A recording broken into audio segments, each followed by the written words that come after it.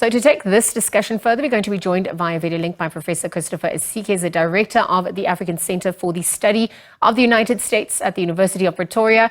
Prof Chris, good afternoon. Thanks for your time on the SABC at this hour. Good afternoon, and thank you for having me. Prof, let's just get into the issue that's just come to the fore now, given the ICJ ruling, its implications on the continued bombardment in Gaza, but also just the communication from the presidency saying South Africa has made an urgent request to International Court of Justice on the Rafah offensive. What are you observing on that front as we speak? Well, yes, it's the right thing to do for South Africa because the court does have the right to look at these kinds of cases as they occur and make them part of its decisions to ensure that whatever provisional measures it approved in its ruling are respected. So South Africa is well within their rights to make this expedited application to the court to try and compel Israel to refrain from doing this. And it's not just South Africa. We've also had Egypt threatening to pull out of its peace treaty with Israel, a peace treaty that has been over 40 years. Of course, the foreign minister has come out to say that they will respect the treaty, but the fact that it's even a subject of discussion, which has never been the case for over 40 years, it should be a cause of concern for not just Israel, but the entire world.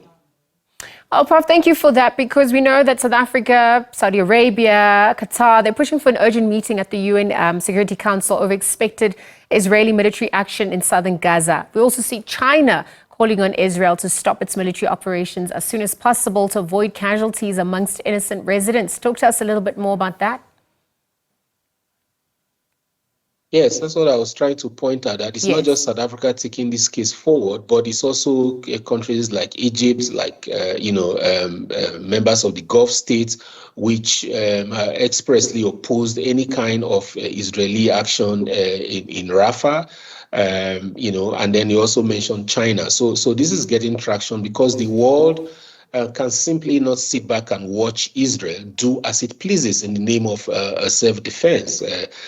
So and this is where again the ICJ court ruling is actually significant, because one of the unintended benefits of that is the fact that more countries are emboldened to actually speak up or take a position to simply let Israel know, or its backers know, that it cannot simply do as it pleases if we are to have a rules-based international system.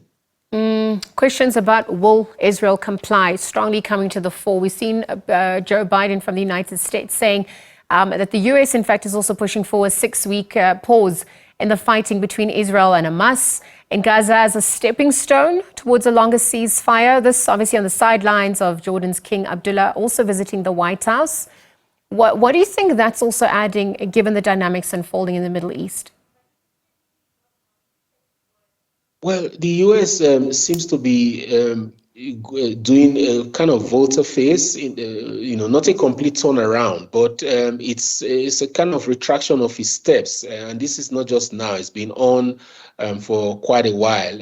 In disagreements between Washington and Tel Aviv on how to prosecute this war, on after the war, the next steps, rebuilding, and of course the two-state solution.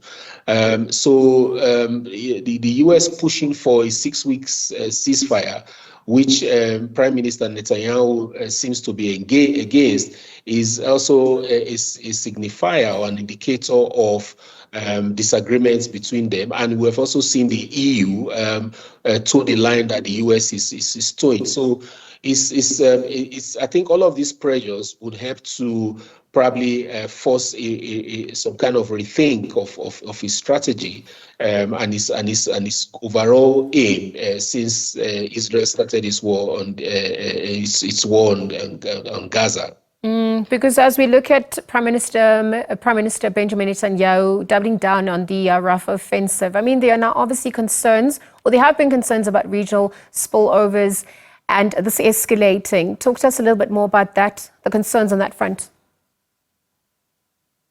Yeah, so those are the wider regional and possibly global ramifications of this. We've seen how the rebel groups in what many call the axis of resistance or terrorism in Iraq, in Yemen, pulled together to try and attack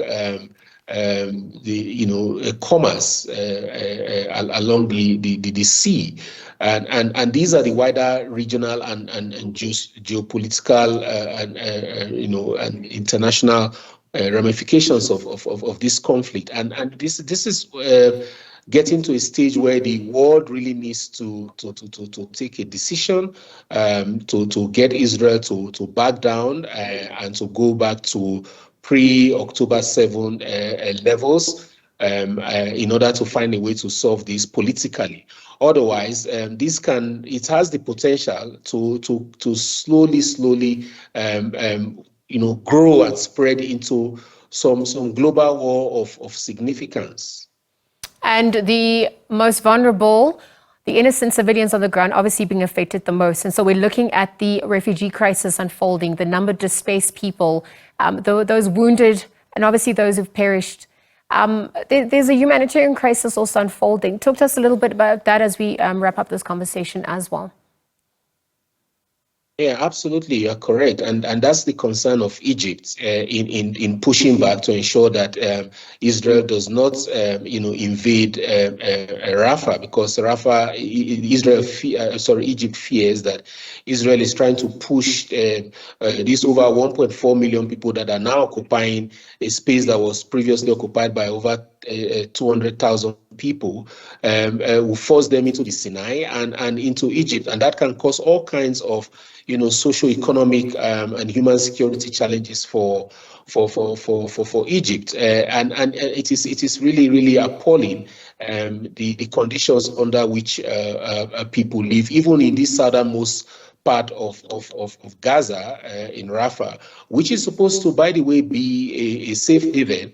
But it's not safe. I mean, from the news, we heard about the experiences of those who felt the rage of the bombings yesterday that killed over 67 people. Life is not tenable, and this is a collective wound on our conscience as human beings.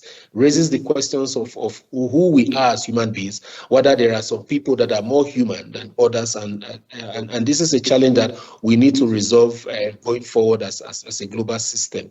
It's going to be interesting to see what emerges from the Global Peace Summit that's also set to take place. Prof. Chris, thank you for your time on the SABC at the Sound for weighing in. I'm going to leave the conversation there for now. Professor Christopher Isike from the University of Pretoria, just looking at the concerns over the Rafah attack, more calls to end Israel-Hamas war. Prof. Chris just weighing in on those dynamics unfolding. We know that communication from South African presidency just a few moments ago had issued out a statement saying South Africa makes urgent requests to International Court of Justice on the Rafah offensive. So we continue to monitor developments. We'll bring you all the latest as that unfolds.